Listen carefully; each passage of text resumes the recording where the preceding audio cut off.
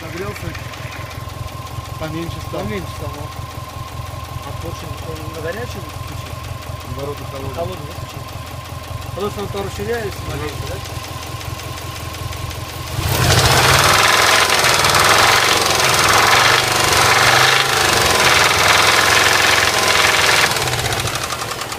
Может, да?